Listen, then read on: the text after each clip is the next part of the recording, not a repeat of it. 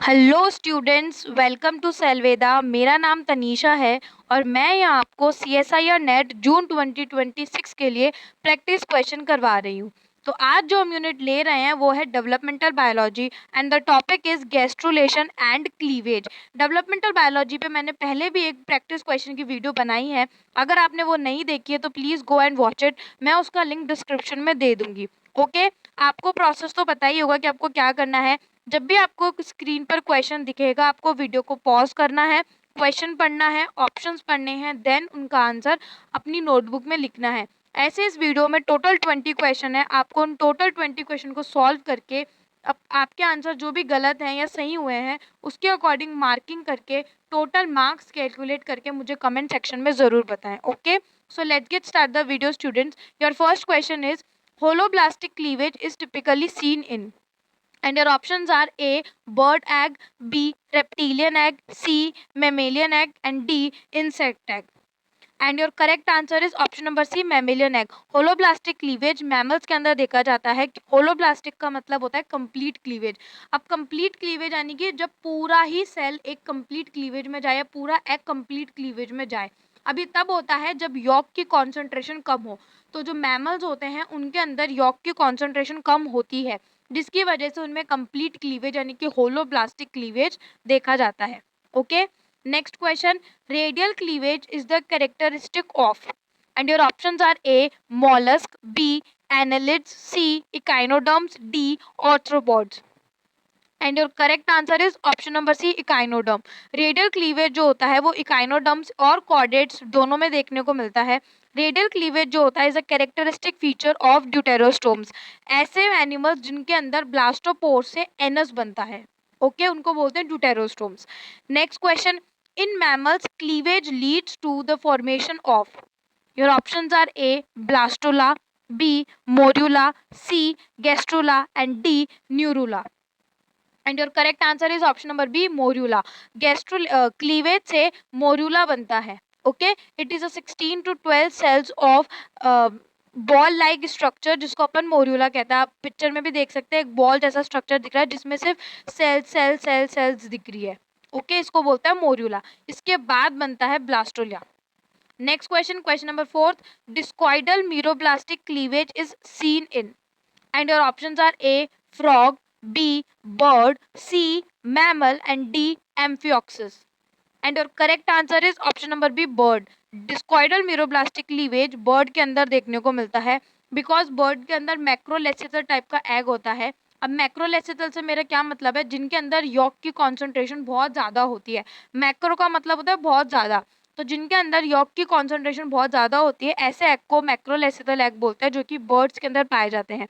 तो इनके अंदर जो क्लीवेज होता है वो सिर्फ एनिमल पोल की तरफ ही होता है। आप डायग्राम में देख सकते हैं कि एनिमल पोल की तरफ आपको सेल दिखाई दे रही होगी जबकि पूरा वेजाइटल पोल यॉक से कवर है। ओके, तो डिस्कॉइडल मीरोब्लास्टिक क्लीवेज बर्ड के अंदर देखने को मिलता है। Next question, question number fifth. Mid blastula transition involves, and your options are A increase in cell size, B zygotic genome activation, D decrease in transcription and D arrest of cleavage. And your correct answer is option number B zygotic genome activation. Mid blastular transition का मतलब होता है जब zygotic gene express होना start कर देते हैं। अब जाइगोटिक जीन एक्सप्रेस होने से क्या मतलब है, इससे मतलब ये है कि जाइगोट खुद के जीन्स एक्सप्रेस करेगा, उसके अंदर नॉर्मल सेल साइकिल चलेगी यानी कि गैप फेजेस भी प्रेजेंट होंगे। मिड ब्लास्टुला स्टेज से पहले यानी कि अर्ली क्लीवेज के दौरान गैप फेजेस प्रेजेंट नहीं होते। क्यों? क्योंकि यॉक सैक के अंदर वो सारे प्रोटीन्स प्रेजेंट होते हैं जो कि गैप फेजेस बनाती है। ठीक है, तो अपन को गैप फेजेस की जरूरत नहीं होती। रैपिड माइटोटिक डिवीजन कंटिन्यू चलता रहता है अर्ली डिविजन्स के अंदर। ठीक है, अर्ली स्टेजेस में। फिर इसके बाद आती है मिड ब्लास्टुला स्टेज जिसके अंदर जाइगोटिक जीन एक्सप्रेस होना स्टार्ट कर देता है। इस ट्रांजिशन को बोलते हैं mid blastula transition.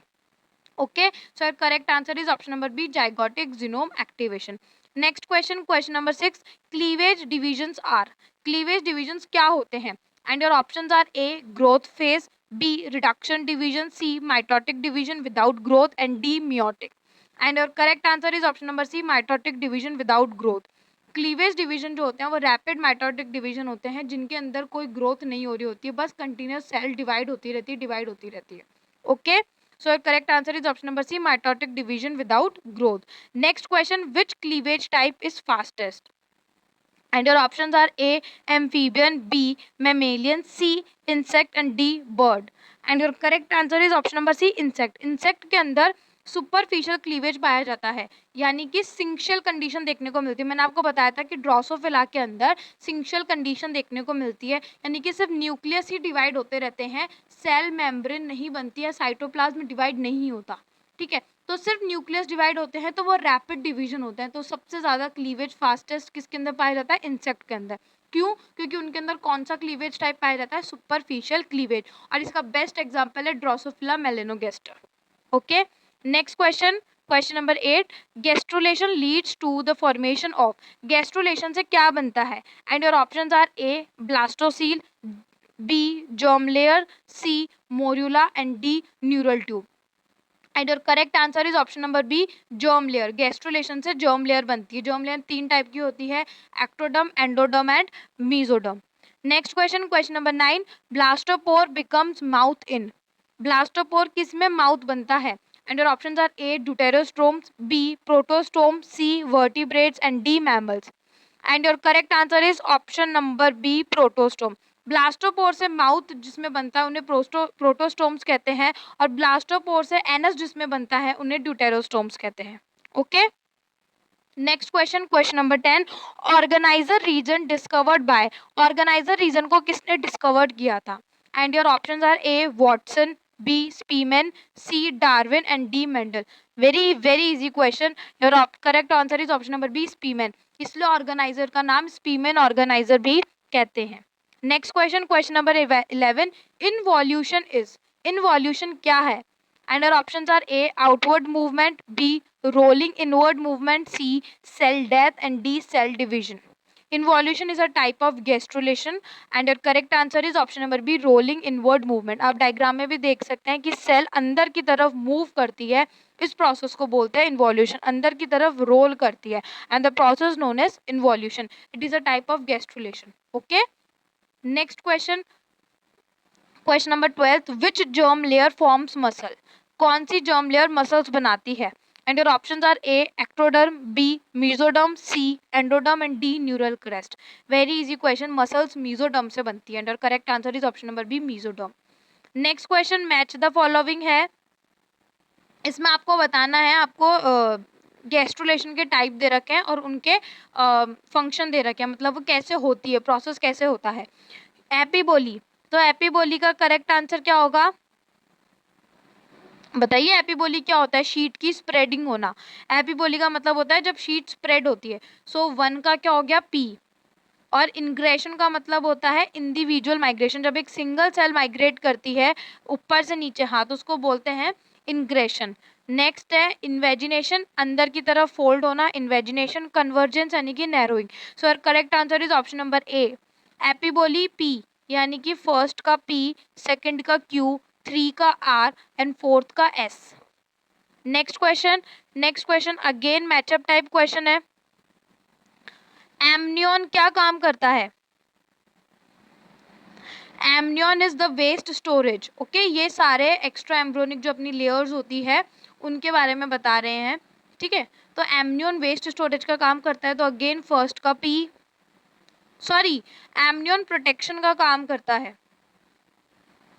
Amnion protection का काम करता है, तो एमनियन का हो जाएगा फर्स्ट का क्यू एंड सेकंड एलेंटोसिस, वो करता है वेस्ट स्टोरेज का काम। कॉरियन क्या काम करता है? गैस एक्सचेंज का। And 4th yolk sac nutrition provide कराने का काम करता है। तो 4th का हो गया S. So correct answer is option number A, first का क्यू, सेकंड का पी, 3 का आर एंड 4th का एस। आप डायग्राम में इनकी इजीली देख सकते हैं कि कैसे यॉर्क सैक है, उससे पहले amnion cavity, then yolk sac, then allantois and then chorion. Next question, placental hormone, इनमें से कौन सा प्लेसेंटल हार्मोन है?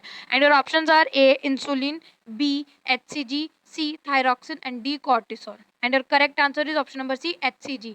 एचसीजी की फुल फॉर्म होती है ह्यूमन कॉलोनिक गोनेडोट्रोपिक हार्मोन, जो कि सिंक्शियोट्रोफोब्लास्ट से रिलीज होता है प्लेसेंटा की।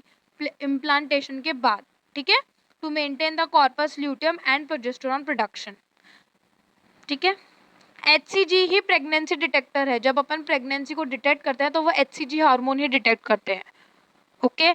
Next question, question number 16, yolk sac originates from, and your options are A ectoderm, B endoderm, C mesoderm and D neural crest and your correct answer is option number B endoderm। yolk sac जो होता है वो endoderm से बनता है। Next question, question number 17, which structure helps in early blood formation, बताइए कौन सा स्ट्रक्चर अर्ली ब्लड फॉर्मेशन में हेल्प करता है।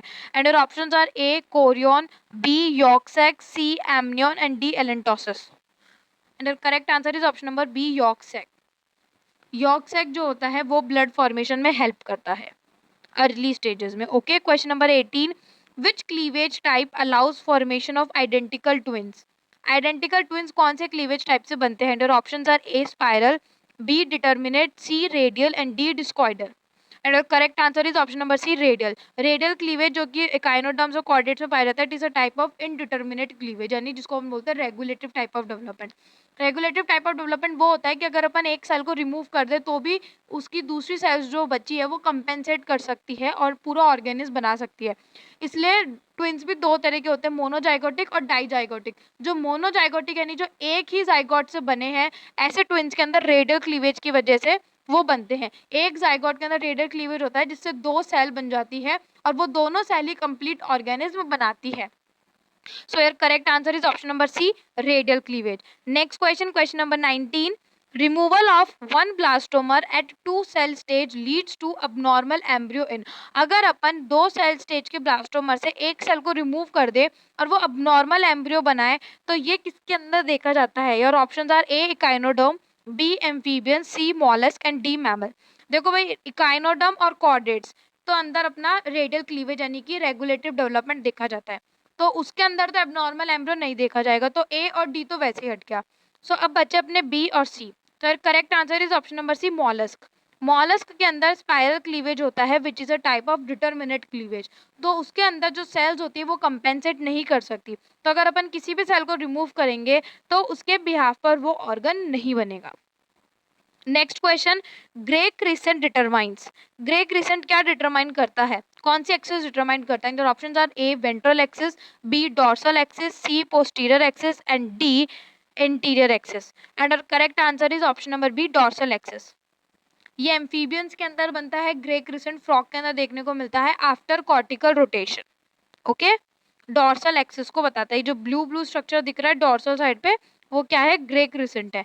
ग्रे क्रिसेंट बहुत ही इंपॉर्टेंट होता है फॉर फॉर्मेशन ऑफ एडल्ट, क्योंकि अगर ग्रे क्रिसेंट नहीं होगा तो एम्ब्रियो डेवलप नहीं होगा। तो एक एक्सपेरिमेंट किया गया है जिसके अंदर अपन ने एक जाइगोट जो स्टेज है ग्रे क्रिसेंट वाली उसको अपन ने काटा, जिसके अंदर एक साइड पर अपन ने ग्रे क्रिसेंट रखा और एक सेल में नहीं रखा, तो वही एम्ब्रियो डेवलप हुआ जिनके अंदर ग्रे क्रिसेंट था, और जिनके अंदर ग्रे क्रिसेंट नहीं था वो एम्ब्रियो डेवलप नहीं हुआ। तो ग्रे क्रिसेंट बहुत ही इंपॉर्टेंट होता है फॉर द डेवलपमेंट, ओके। तो आपकी वीडियो यहीं कंप्लीट होती है। उम्मीद करती हूँ कि आपको वीडियो समझ आई होगी, क्वेश्चन समझ आए होंगे। फिर भी अगर आपको कोई डाउट हो क्वेश्चन या आंसर रिलेटेड तो प्लीज़ मुझे कमेंट सेक्शन में ज़रूर बताएं। ऐसी और वीडियोस देखने के लिए सेल वेदा को सब्सक्राइब करें, और अगर आपको किसी और टॉपिक में वीडियो चाहिए तो प्लीज़ मुझे कमेंट बॉक्स में ज़रूर बताएं। Thank you for watching.